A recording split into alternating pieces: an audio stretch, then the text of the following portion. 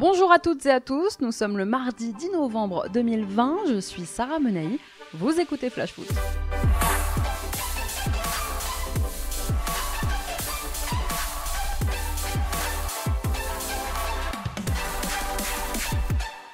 Ruben Aguilar, Bouna Sarr, Oussem Aouar, 3 noms qui font aujourd'hui l'actu des Bleus. Le premier vient d'être appelé pour la première fois par Didier Deschamps. Benjamin Pavard, touché à une cuisse, va poursuivre les soins en espérant être prêt pour affronter le Portugal samedi, mais il ne pourra pas clairement enchaîner les 3 rencontres de cette trêve internationale. Il a fallu donc trouver en urgence un latéral capable de prendre la relève et c'est Ruben Aguilar, l'heureux élu. À 27 ans, le défenseur de l'AS Monaco va donc découvrir l'équipe de France. Il est arrivé à Clairefontaine ce midi. Petite anecdote, il avait été appelé par la Bolivie il y a quelques années, complètement à tort, puisqu'il n'a rien de bolivien, Ruben Aguilar, mais une fausse bio sur un célèbre jeu de coaching avait mis le staff bolivien sur une fausse piste. Et finalement, donc, ce sera les Bleus pour Ruben Aguilar après 2 belles saisons montpelliéraines, un transfert à Monaco il y a 1 an et un bon début de saison sur le Rocher avec 1 but et 2 passes D en championnat, même si ce n'était pas, il faut le dire, le choix numéro 1 du sélectionneur qui avait avant lui contacté Ferland Mendy, blessé, le joueur du RB Leipzig Nordi Mukiele, blessé lui aussi, et enfin Bouna Sarr qui, on le sait, rêve des Bleus. Ce rêve bleu. Prêt à partir, c'est finalement le staff médical du Bayern qui l'en a empêché, voulant préserver Bouna Sarr puisque lui aussi est touché à une cuisse, décidément. D'ailleurs, sachez que vendredi dans Flash Foot, nous évoquerons la cascade de blessures en ce début de saison avec le docteur Farman Bati, kinésithérapeute qui travaille avec des sportifs de haut niveau. Donc pas d'équipe de France finalement pour Bouna Sarr, du moins pas pour l'instant. Et enfin, Oussem Aouar, appelé en renfort après le forfait d'un Nabil Fekir blessé, a dû à son tour déclarer forfait. Touché à l'adducteur, le Lyonnais ne sera pas remplacé par Didier Deschamps. Je vous rappelle que demain soir, les Bleus affrontent la Finlande en amical avant leurs 2 matchs de Ligue des Nations face au Portugal et face à la Croatie. Allez, on passe à notre tour des clubs.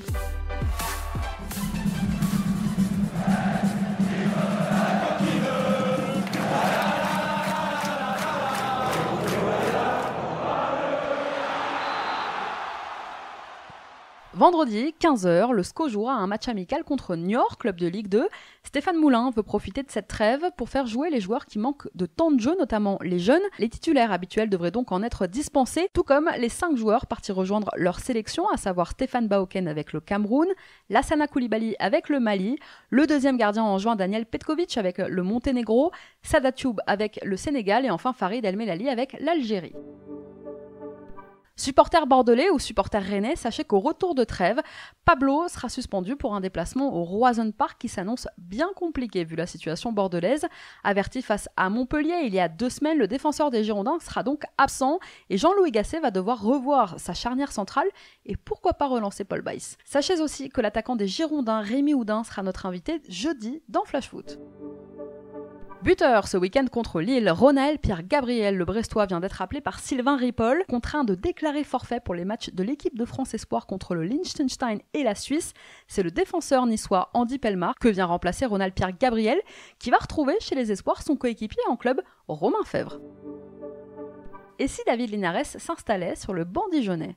Après avoir limogé Stéphane Jobard et essuyé le refus de Jocelyn Gourvenec ou encore de Rémi Garde, le président d'un DFCO plongé dans une profonde crise de résultats a entamé une série d'entretiens qui vont s'étirer durant les prochains jours et la candidature de David Linares est en bonne position. Nommé intérimaire, l'ancien milieu a connu un baptême du feu réussi dimanche à Metz. Au-delà du point à ramener, l'équipe a donné une bien meilleure image d'elle-même. Son intérim pourrait donc se prolonger. Problème, le fait qu'il passe cette année son BEPF, son brevet d'entraîneur professionnel, représente un vrai obstacle puisque Linares serait absent 1 semaine par mois. À Lens, Ignatius Ganago sera-t-il de retour après la trêve ? Éloigné des terrains depuis le 3 octobre et sa blessure à une cheville, l'attaquant du RC Lens va reprendre l'entraînement collectif dans quelques jours maintenant. Il devrait retrouver les terrains de Ligue 1 au retour de la trêve alors que Lens ira à Dijon dans le cadre de la 11e journée. À Lille, Jonathan Bamba nommé pour le trophée de joueur du mois d'octobre en Ligue 1. Auteur de belles performances le mois dernier en Ligue 1 avec 2 buts et 3 passes D, Jonathan Bamba est incontestablement l'un des hommes forts du LOSC en ce début de saison. Il est nommé pour la 3e fois de sa carrière pour le trophée UNFP de joueur du mois. Il retrouve à ses côtés Wissam Ben Yedder, le Monégasque, et Kylian Mbappé, le Parisien. On continue notre tour des clubs dans un instant, mais avant ça, c'est l'heure de notre déclat du jour. Elle est signée Didier Deschamps. C'est mon cœur qui parle. Et vous avez un chef des sports qui est une grosse bite. Faut pas avoir la grippe. Ni la gastro. C'est que ça qu'a dit. Je vous en parlais hier, Vincent Labrune s'est positionné ce week-end en faveur d'une Ligue 1 à 18 clubs, une question qui revient régulièrement sur la table et que la crise sanitaire actuelle fait ressurgir, un débat qui s'est même invité hier à la conférence de presse de Didier Deschamps. Ça aujourd'hui, ça fait un moment et je reste toujours convaincu que l'élite, plus elle est resserrée, mieux c'est. Donc évidemment, quand on voit aujourd'hui les calendriers avec des enchaînements, on n'a jamais eu ça pour les joueurs. Là, ils sortent de 3 semaines avec des semaines à 3 matchs et la Ligue des Champions toutes les semaines. Donc forcément, c'est compliqué. Et d'avoir 4 matchs de moins en championnat, c'est-à-dire en passant à 18 clubs, ben, ça va dans le sens de l'élite. Mais après vous avoir dit ça, je me doute bien que dans les 20 clubs français aujourd'hui, il y en a une dizaine qui peuvent se sentir concernés. Si on repasse à 18, donc ils peuvent descendre. Donc voilà, c'est l'intérêt général ou c'est l'intérêt de la compétition et de l'élite. Moi, je l'ai toujours dit, c'est pas aujourd'hui, c'est dès le départ. J'ai connu une période où on y était à 18 aussi. Et je pense que c'est tirer le foot français vers le haut. En disant ça, je sais que je ne vais pas me faire que des amis. Mais bon, à un moment, en plus, avec la situation qu'on a à l'heure actuelle, ça me semble être quelque chose de très sensé. Mais ce n'est pas moi qui prendrai la décision. Mais en tout cas, ça va dans le sens de l'élite et la Ligue 1 doit aller dans ce sens-là. Vous l'avez entendu, le sélectionneur des Bleus approuve l'hypothèse, comme son président, puisque Noël Le Graët lui aussi est pour.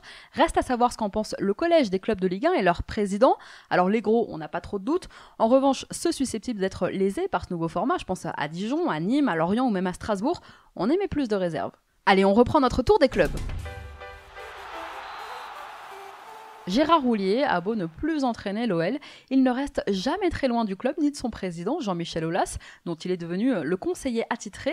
Invité hier de Téléfoot, Houllier a d'ailleurs encouragé le président lyonnais à prolonger Rudy Garcia, dont le contrat se termine en juin prochain. Houllier estime que l'entraîneur des Gaunes mériterait une prolongation, lui qui enchaîne les bons résultats, 7 matchs consécutifs sans défaite, je vous le rappelle, en Ligue 1, et surtout une victoire symboliquement très forte dans le derby dimanche face au Vert. Alors Aulas va-t-il écouter Houllier ? Réponse au mois de juin. L'histoire dure depuis environ 10 ans entre Intersport et l'OM et l'histoire va se poursuivre. Le club marseillais a annoncé aujourd'hui la prolongation du partenariat jusqu'en 2023. Dans un contexte économique délicat, on le sait, la grande marque de sport va donc continuer à apporter son soutien aux Marseillais. En plus du sponsoring, les deux entités veulent mettre en place ensemble des projets sociétaux pour aider les clubs de la région touchés de plein fouet par la crise sanitaire.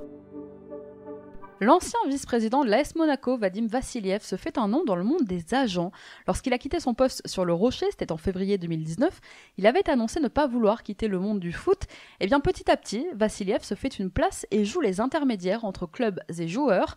Problème, on apprend dans les colonnes de l'équipe ce matin que Bachir Nehar, l'ancien intendant de l'ASM, intendant des Bleus depuis 5 ans maintenant, appartient lui aussi à la société d'agents de Vadim Vassiliev, qui gère au passage un portefeuille d'une dizaine de joueurs. Appartenir à une société d'agents, travailler pour l'équipe de France, se pose alors logiquement la question du conflit d'intérêts dans tout ça. Didier Deschamps n'a pas souhaité réagir.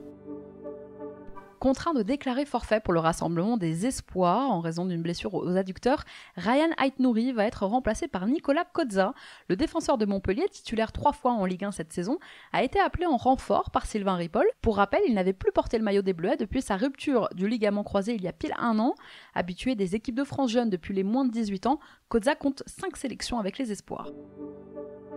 À Nantes, décédé en janvier 2019 suite à l'accident de son avion qui devait le conduire à Cardiff, Emiliano Sala fait toujours l'objet d'un litige entre Valdemarquita et le club de Cardiff. Les deux sont en conflit puisque le club gallois devait payer 6 millions d'euros à Nantes, ce qui correspondait à la première tranche du transfert. Cependant, l'équipe, depuis reléguée en Championship, en 2e division anglaise, n'a pas souhaité régler cette somme. Ce litige va donc devoir être réglé par le tribunal arbitral du sport. Aucune date n'a cependant été fixée, l'audience ne devrait pas avoir lieu avant le mois d'avril. Avant son déplacement en Belgique demain pour y disputer un match amical, la fédération suisse a annoncé aujourd'hui le forfait de Jordan Lotoba. Le défenseur de l'OGC Nice a été testé positif au Covid. Allez, comme tous les mardis, c'est l'heure de notre rubrique Foot Business.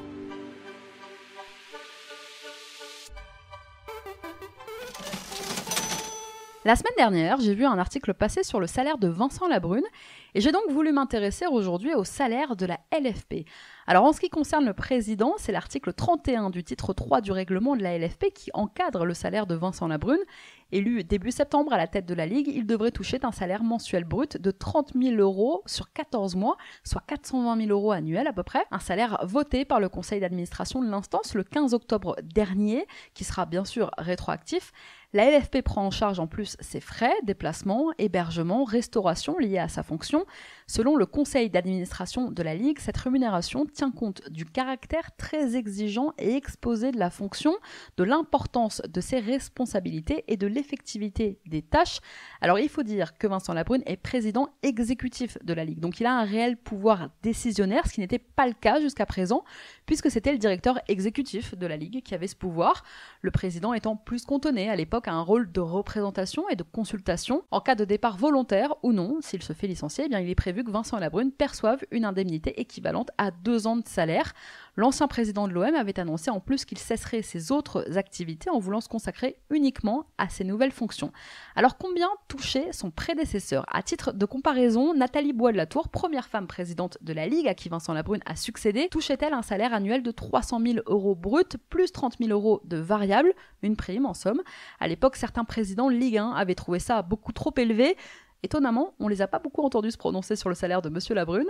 Alors au printemps, en pleine crise sanitaire, l'ancienne présidente de la Ligue et son ancien directeur général exécutif, Didier Quillot, avaient décidé de montrer l'exemple en baissant tous les deux leur salaire le temps de la crise. Ils avaient ainsi renoncé à 30% de leur rémunération. Les deux avaient également renoncé au deuxième versement de leur prime prévue sur le contrat de diffusion de la Ligue 1 acquis par Mediapro. Je vous rappelle que ça avait atteint des records puisque Mediapro avait payé près d'1 milliard pour les droits de la Ligue 1 sur 4 ans. Pour avoir fait grimper les droits, la présidente et son directeur général devaient toucher respectivement un bonus de 130 000 et de 250 000 €. Chacun a abandonné la moitié de cette somme en décembre dernier. Nathalie Bois de la Tour a néanmoins touché un chèque de 250 000 € à son départ et un autre de 250 000 € payable par tranche de 62 000 € chaque trimestre dans l'éventualité où elle ne retrouverait pas un emploi. Maintenant, qui les paie ? Bien c'est la Ligue, bien sûr. L'essentiel des revenus générés par la Ligue provient évidemment des droits de diffusion des compétitions. Alors diffusion nationale, mais aussi droits de diffusion vendus à l'étranger. Les droits télé représentent à peu près 90% des revenus de la LFP, qui peut ainsi s'en servir, après avoir bien sûr reversé leur part au club. Eh bien, la LFP peut s'en servir pour gérer les frais liés au fonctionnement de l'instance et donc au salaire de ses présidents. Allez, on reprend notre tour des clubs. Avec les Bleus à Clairefontaine mais blessés, les Parisiens Kylian Mbappé et Presnel Kimpembe devraient être préservés pour le match amical de demain soir. Soins et entraînements individuels sont au programme pour l'instant, mais ils espèrent tout de même pouvoir jouer face au Portugal samedi. À Reims, buteur malheureux contre son camp face à Lens dimanche, le défenseur Thomas Fouquet est convoqué avec les Diables Rouges. Le joueur de 26 ans a été appelé par le sélectionneur belge Roberto Martinez pour remplacer son compatriote de l'AC Milan Alexis Selmakers, blessé. Et encore une bougie de soufflée, et encore une année passée, et encore une bougie de soufflée, et encore une année passée. Et oui, joyeux anniversaire à Eduardo Camavinga, petit deviendra grand. La pépite du Stade Rennais fête aujourd'hui ses 18 ans. Je sais, ça met un coup de vieux. Alors joyeux anniversaire Eduardo. La SSE, dans le dur, veut mettre au profit la trêve. Claude Puel va faire bosser ses joueurs avant de préparer le déplacement à Brest pour le compte de la 11e journée de Ligue 1 en retour de trêve. Ainsi, vendredi 15h, les Verts affronteront Grenoble, actuel 8e de Ligue 2. La rencontre se disputera au centre d'entraînement stéphanois à l'Etrade. À Strasbourg, on aurait bien voulu bosser aussi, mais 6 joueurs partent en sélection. Le Ghanéen Alexander Djikou va affronter le Soudan jeudi dans le cadre des éliminatoires de la CAN 2021. Les Sénégalais Habib Diallo et Bingourou Kamara ont eu rendez-vous avec la Guinée-Bissau dès demain. Pas d'accident permis pour le Mali de Kevin Zoe, deuxième de sa poule, qui dispute cette semaine une double confrontation décisive face à la Namibie. Avec la Serbie, Stefan Mitrovic a lui rendez-vous avec l'Écosse jeudi, un match importantissime puisqu'il s'agit d'une finale de barrage d'accession à l'Euro 2021. La Serbie enchaînera sur 2 rencontres de Ligue des Nations, dimanche à Budapest et mercredi prochain contre la Russie. Et enfin, le 3e gardien strasbourgeois, le japonais Eiji Kawashima, devrait disputer lui 2 matchs amicaux contre le Panama vendredi, puis contre le Mexique mardi prochain. Merci à tous d'avoir été avec nous, c'était Sarah Menei. Vous écoutiez Flash Foot, on se retrouve non pas demain, mais jeudi. Très bonne soirée à tous.